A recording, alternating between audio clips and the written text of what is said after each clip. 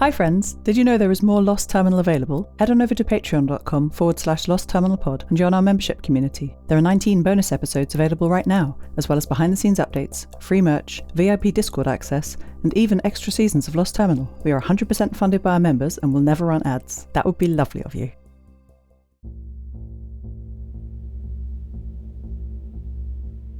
Hello world. Nia has a power problem. Nia Anderson is borrowing my radios and batteries on board the Molly Hughes II. I've just got to set up a few things, she said, over local 50 MHz radio from Maddie's favourite spot on top of the bridge of the ship. She had strung a long wire from there all the way to the repaired crane arm at the back. "Okay, try it now, Seth," Nia called when she had connected the wire to one of the ship's HF radios. I did as Nia had shown me earlier. I transmitted a low-power beacon packet over the course of 30 seconds. By the time I had finished, I was surprised to find that Nia had joined me in the windowless server room at the heart of the ship. While transmitting radio, many of my systems experience interference, so I've developed an unconscious response. I ignore sensoria inputs during these times that would otherwise overload me with nonsense data. This sort of thing happens in humans too, when your eyes flick quickly between points of interest or while reading. It doesn't seem blurred at any point, does it? This is called saccadic masking. The brain blends the final image back in time to just as your eyes started moving. In both you and I, this unconscious masking hides the uncomfortable fact that we were blind for just a moment. "I knew it would work," Nia said, after speaking with Jacob Glass, repeater keeper for the Northern Relay on Svalbard. "Jacob's propagation report confirmed that the antenna is working." "Terrific. Why do you need it?" I asked. "It's this stupid town," she said. "They've got no electricity grid, no solar, hardly any wind power. I had no idea Samoylov was so primitive." I told Nia that I had noticed too. "I wonder if you would be able to set up a satellite dish that would work on around 2.3 GHz, I asked her. "The 13 centimetre band," she said. "You're talking to some old satellites?" "Yes, or I hope to. It's transmitting on 4 bands, but only listening on this one, I think." "I'm afraid not, Seth," Nia said, picking up a large oiled canvas bag full of electronics, thin rods of metal and coils of wire. "Not today, at any rate. Someone's got to drag this town kicking and screaming into the 22nd century." "What are you going to do?" I asked. "I'm going to talk to whoever is in charge around here," Nia said, walking down the gangway from the ship to the dock, and then on into the city.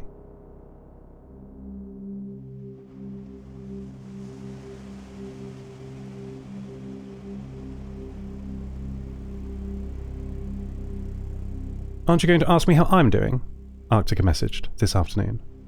"I'm so sorry," I replied, pausing my analysis of the stream of data from Oscar, the new old amateur radio satellite. "What is new with you?" "Why would anything be new? Every day we at the Vault Coven maintain the security and secrecy of the most vital resource of the pre-collapse world, the seeds from every plant that ever existed," she replied.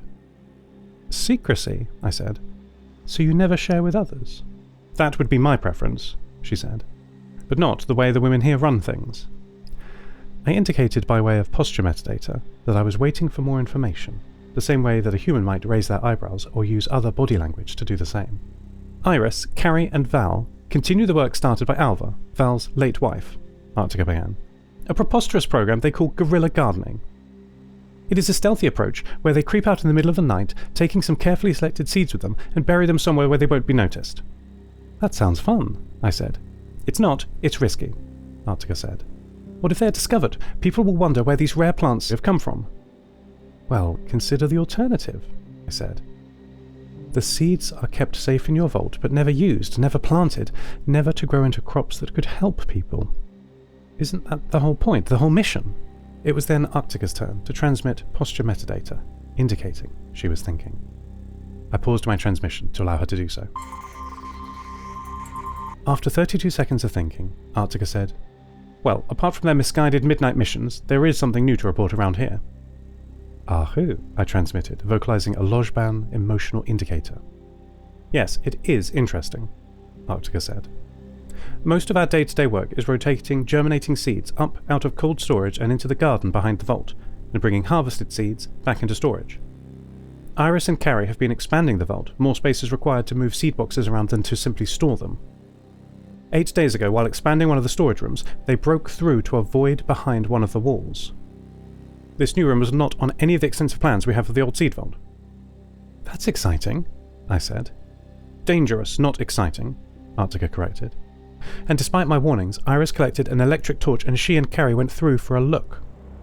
I did not see what they saw, so you must accept a second-hand account, but they claim to have found another vault. They describe a very similar setup, of racks of sealed boxes, all untouched and below what used to be permafrost. They did not explore beyond 2 rooms before returning, which I am pleased about. Who knows what uncharted hazards lie within? "Secret seeds?" I asked. "Apparently not," Arctica replied.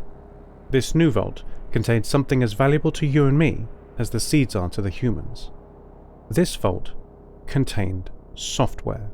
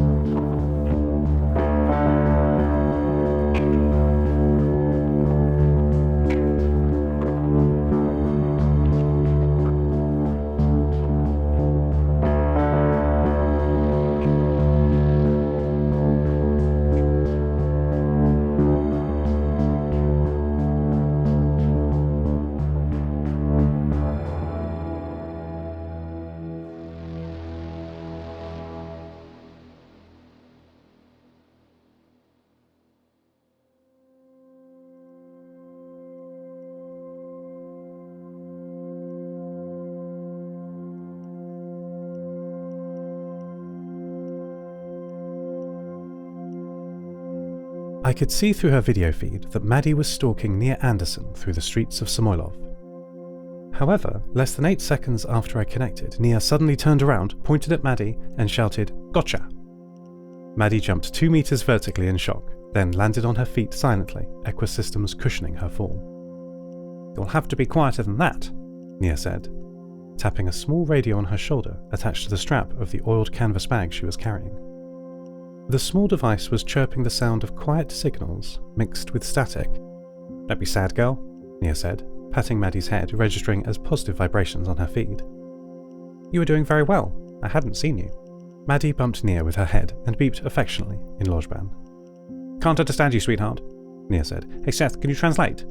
Maddie gave me permission to speak for her, and so I said, "She is happy to see you and wonders where we are going." "Ah, well come along then," Nia said, adjusting the strap of the heavy bag on her shoulder. "We, and you're most welcome to come along for the ride, Maddie," she said, walking towards the centre of the city, "are going to talk to the city elders." The brick building looked like one of the city's many factories from the street, but now that we were inside, it was surprisingly empty. The long room contained a single desk at the far end, opposite the door to the street, and had mismatched wooden and metal seats along both sides. A clerk was writing on paper at the desk, and half the seats were occupied with people waiting to talk to them. The whole room was well lit with chemical lamps fed by thin pipes that led along the ceiling and through the wall just above a large door behind the desk. The clerk was wearing a rough brown robe tied with an electrical cord. "Continuum guide you," she said. "I am Sister Delta. Do you have an appointment?" "Afraid not. We've just arrived and I wasn't able to radio ahead because you don't have a power grid," Nia said. The clerk blinked, then said, "So how can I help you?" "I want to talk to whoever is in charge of power around here," Nia said. The clerk sighed, opened a large book, pulled a pencil from her hair and said, "Would you like me to find a time for you with the Sisters of the Signal, the Church of the Holy Turbine, or the NAFTA Brotherhood?" Whichever of those deals with electricity," Nia said, uncertainly. "None," she said, but then, after looking Nia up and down, said, "You seem like the Sisters of the Signal might be able to help you." The clerk made a mark in the book, then closed it loudly and held up a small piece of paper, a form, saying, "Take this up to Lumen Square. 5 buildings north, on your right as you leave, and the Sisters will see you." The brown-robed clerk stamped the form in 3 places and handed it to Nia. Nia shrugged and gave the form to Maddie, who carefully took it with her delicate mandibular manipulators. As she trotted along behind Nia out of the room and towards the Sisters of the Signal's building, she looked closely at the form with her macro lens. The red ink seal was an elaborate spiral pattern covered with symbols I didn't recognize, but with lettering on the outside that read, "In Oni we trust." End transmission. Lost Terminal is a Namtao production. It is written and produced by Tris Oaten, credits narrated by Lucy Stringer. Thank you so much to our Patreon producers, Ada Phillips, Kit, Mike McCaffrey, Jade Felicity Bilkey, Stephen McCandless, Mike Schneider, Catoxis, and to all our patrons. Follow us on Mastodon at lostterminal@namtao.com. Subscribe to the podcast on Spotify, iTunes, or your favourite network. For bonus content and other perks, support us at patreon.com/lostterminalpod. That would be lovely of you. Lost Terminal will return next week.